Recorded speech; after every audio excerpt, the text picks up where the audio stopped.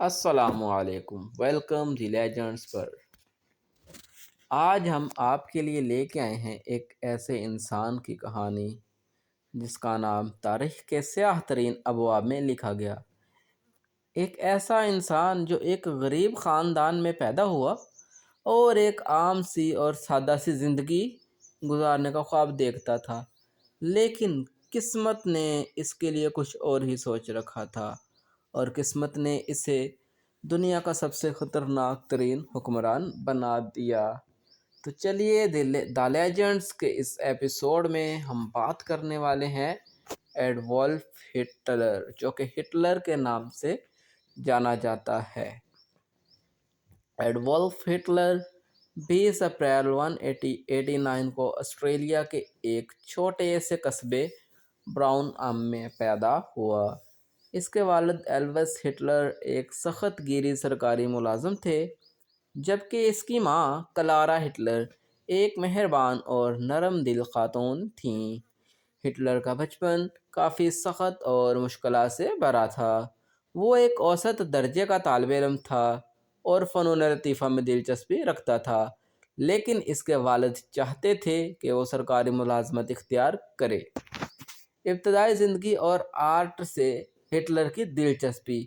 Hitler نے وینا کی academy of fine arts میں داخلہ لینے کی کوشش کی، لیکن وہ کامیاب نہ ہو سکا۔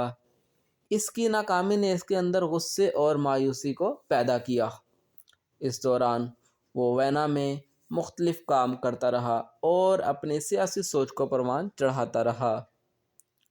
وہ جرمن قوم پرستی کے خیالات میں دلچسپی لینے لگا اور یہودیوں کو اپنی مشکلات کی ایک بڑی وجہ سمجھنے لگا۔ پہلی جنگ عظیم اور ہٹلر کی فوجی زندگی۔ 1914 میں جب پہلی جنگ عظیم کا آغاز ہوا تو ہٹلر نے جرمن فوج میں شامل ہو گیا۔ وہ ایک بہادر سپاہی ثابت ہوا اور اسے آئرن کراس کا اعزاز بھی ملا۔ تاہم جنگ کے خاتمے کے بعد جرمن کو شکست کا سامنا کرنا پڑا اور 1919 میں ورسائی معاہدہ جرمن پر مسلط کیا گیا، جس نے ہٹلر کو مزید مشتعل کر دیا۔ وہ سمجھتا تھا کہ یہودی اور کمیونسٹوں نے جرمن کی پیٹھ میں چھرا گھونپا ہے۔ نازی پارٹی کا عروج اور ہٹلر کی نازی پارٹی میں شمولیت۔ 1919 میں ہٹلر ایک چھوٹی سیاسی جماعت جرمن ورکرز پارٹی میں شمولیت اختیار کی اور جلد ہی اس کا ایک اہم رکن بن گیا۔ 1920 میں اس جماعت کا نام national socialist German workers party Nazi party رکھ دیا گیا۔ ہٹلر کی تقریر عوام میں مقبول ہونے لگی اور اس نے قوم پرستی، سام دشمنی اور کمیونزم مخالف خیالات کو فروغ دیا۔ 1923 میں ہٹلر نے مینوخا میں بیروٹ-ہال پوچ کے نام سے ایک بغاوت کی کوشش کی، لیکن اسے گرفتار کر لیا گیا اور وہ کامیاب نہ ہو سکا، جس کی وجہ سے اسے جیل میں جانا پڑا۔ اور ہٹلر نے جیل میں رہتے ہوئے اس نے اپنی مشہور کتاب میری جدوجہد لکھی، جس میں اس نے اپنے سیاسی نظریات اور مستقبل کے عزائم بیان کیے۔ اقتدار کا حصول۔ 1929 میں عظیم معاشی بحران نے جرمن کو بری طرح متاثر کیا۔ اس صورتحال کا فائدہ اٹھاتے ہوئے ہٹلر نے عوام کو ایک بہتر اور طاقتور جرمنی کا خواب دکھایا۔ 1933 میں اسے جرمن کا چانسلر مقرر کیا گیا اور جلد ہی اس نے تمام سیاسی مخالفین کو ختم کر کے ایک خود مختار حکمران بن گیا۔ دوسری جنگ عظیم اور ہٹلر کا زوال۔ 1939 میں ہٹلر نے پولینڈ پر حملہ کیا، جس کے نتیجے میں دوسری جنگ عظیم کا آغاز ہوا۔ جرمن نے ابتدائی سالوں میں زبردست فتوحات حاصل کی، لیکن 1914 میں سوویت یونین پر حملہ ایک بڑی غلطی ثابت ہوا۔ 1944 اور 1945 میں اتحادی فوج نے جرمن پر حملہ کیا اور نازی حکومت کا خاتمہ کر دیا۔ ہٹلر نے یہودیوں کو قتل کرنے کے وجہ اس کی نسل پرستانہ اور نازی پارٹی کی انتہا پسندانہ پالیسیوں سے جڑی ہوئی تھی۔ ہٹلر اور یہودی، اس میں ہم ہٹلر اور یہودی کی تفصیل بیان کریں گے کہ اس نے یہودیوں کو کس بنا پر قتل کیا اور ان کی نسل کشی شروع کر دی۔ ہٹلر نے یہودیوں کو قتل کرنے کی وجہ اس کی نسل پرستانہ نظریات اور نازی پارٹی کی انتہا پسندانہ پالیسیوں سے جڑی ہوئی تھی۔ ہٹلر اور اس کی جماعت نازیوں کا ماننا تھا کہ جرمن نسل، آریائی نسل جسے کہا جاتا تھا، وہ دنیا کی سب سے بہتر نسل ہے، اور دوسری قوموں خاص طور پر یہودیوں کو وہ اپنے دشمن سمجھتے تھے۔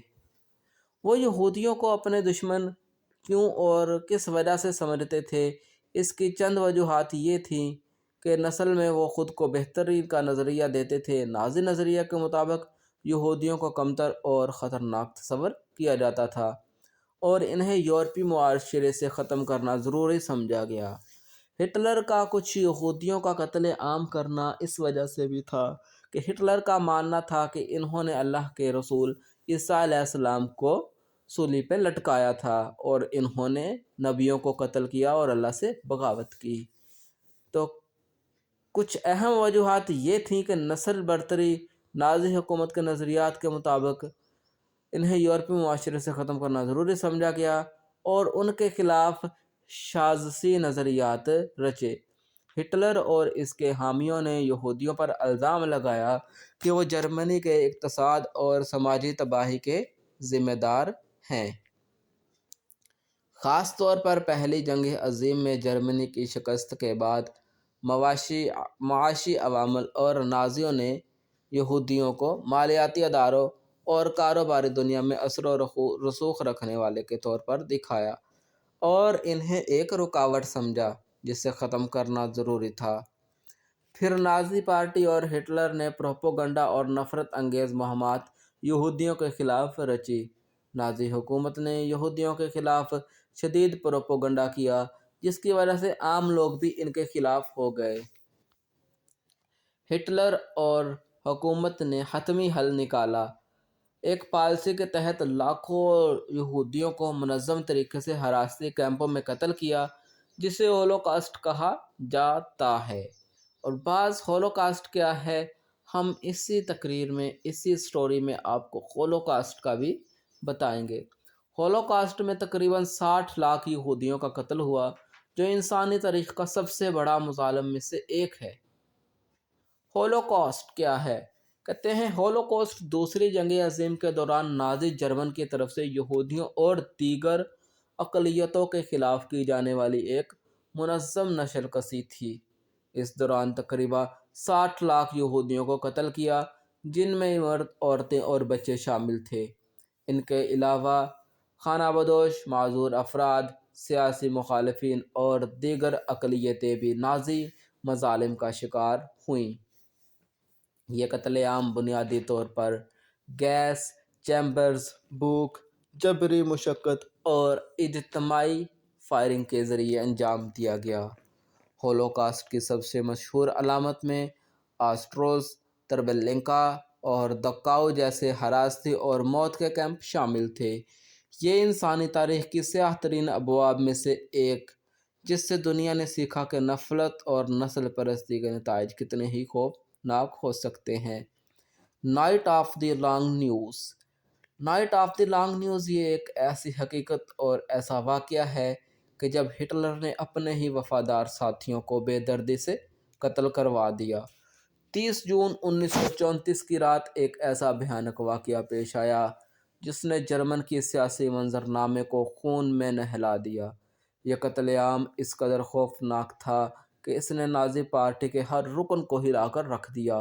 اس رات ہٹلر نے اپنے ہی قریبی ساتھیوں، دوستوں اور نازی انقلاب کے اولین حامیوں کو بے دردی سے قتل کروایا۔ وہ لوگ جو کل تک اس کے لیے جان دینے کو تیار تھے، آج اس کے ہاتھوں موت کی گھاٹ اتارے جا رہے تھے۔ کہتے ہیں the long of the night news کا پس منظر کچھ اس طرح تھا۔ اقتدار کی ہوس اور سازشوں کا جال۔ ہٹلر کی نازی پارٹی میں دو بڑے دھڑے تھے۔ ایس اے، ایک نیم فوجی تنظیم جس کے پاس لاکھوں جنگجو تھے، اور اس کا سربراہ ارنسٹ روم تھا۔ وہ نازی انقلاب کو مزید سخت کرنا چاہتا تھا اور اپنی روایتی جرمنی فوج کو ختم کر کے اپنی ایس اے فورس کو سرکاری فوج بنانے کے خواب دیکھ رہا تھا۔ ایس ہٹلر کی وفادار اور بے رحم فورس، جس کے سربراہ ہینرک ہملر اور ہرمن گورنگ تھے۔ ارنسٹ روم کی بڑھتی ہوئی طاقت جرمنی کی روایتی فوج، صنعت کاروں اور خود ہٹلر کے لیے ایک بڑا خطرہ بنتی جا رہی تھی۔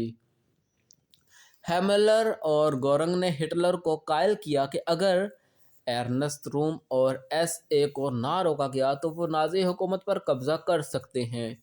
ہٹلر نے فیصلہ کر لیا کہ وہ اپنی ہی فوج کا قتل عام کرے گا اور اس فیصلے نے ایک خونی داستان رقم کر دی۔ خوفناک رات جب ہٹلر نے وفادار ساتھیوں کو مروایا۔ 30 جون 1934 کو ہٹلر نے اپنے ذاتی محافظوں اور ایس فورسز کو حکم دیا کہ وہ ایس اے کے تمام اعلیٰ رہنماؤں کو فوری طور پر قتل کر دیں۔ ہٹلر خود بیواریا کے ایک ہوٹل پہنچا جہاں ارنسٹ روم اور ایس کے دیگر افسران آرام کر رہے تھے۔ اچانک دروازے توڑ دیے گئے۔ گنڈوں کی طرح ایس اے کے اہلکار اندر گھس گئے اور ان رہنماؤں کو برہنہ حالت میں بستر سے گھسیٹ کر باہر نکالا گیا۔ ارنسٹ روم چیختا رہا، میرا جرم کیا ہے؟ میں نے نازی انقلاب کے لیے اپنی جان دی۔ لیکن ہٹلر نے اسے ایک موقع بھی نہ دیا۔ ارنسٹ روم کو جیل میں ڈال دیا گیا اور اگلے ہی دن اسے ایک پستول دیتے ہوئے کہا گیا کہ اپنی زندگی کا خاتمہ خود کر لو۔ لیکن جب اس نے انکار کیا تو ایس گارڈز نے اسے قریب سے گولی مار دی۔ اس قتل عام میں ایس اے کے درجنوں اعلیٰ عہدیداروں کو گولیوں سے چھننی کر دیا گیا۔ سینکڑوں مخالفین کو گھروں سے اغوا کر کے موت کے گھاٹ اتار دیا گیا۔ بے شمار لاشیں ندیوں میں بہا دی گئی یا اجتماعی قبروں میں دفن کر دی گئی۔ یہ خونی رات کئی دنوں تک جاری رہی اور 1000 سے زائد افراد کو بے رحمی سے قتل کیا گیا، جن میں نازی پارٹی کے وفادار کارکن بھی شامل تھے۔ نتائج اس کے کچھ یوں نکلے کہ خوف، دہشت اور ہٹلر کی مضبوط گرفت۔ اس قتل عام کے بعد ہٹلر نے اعلان کیا کہ یہ سب جرمن کی سلامتی کے لیے کیا گیا ہے۔ ایس اے فورسز جرمن کے لیے خطرہ ثابت ہو سکتی تھی۔ جرمن کی فوج جو پہلے ہٹلر کو ناپسند کرتی تھی اب اس کے ساتھ ہو گئی، کیوں نہ کہ اس نے ارنسٹ روم جیسے باغیوں کو ہٹا دیا تھا۔ ایس نے مکمل کنٹرول حاصل کرنے کے لیے ہمیں فالو کریں۔ اگر آپ نے ہمارے چینل کو سبسکرائب نہیں کیا تو ابھی سبسکرائب کریں۔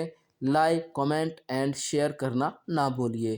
انشاءاللہ ملتے ہیں نیکسٹ اچھی اور تاریخی اور سچی ویڈیو کے ساتھ۔ دعاؤں میں یاد رکھیے گا۔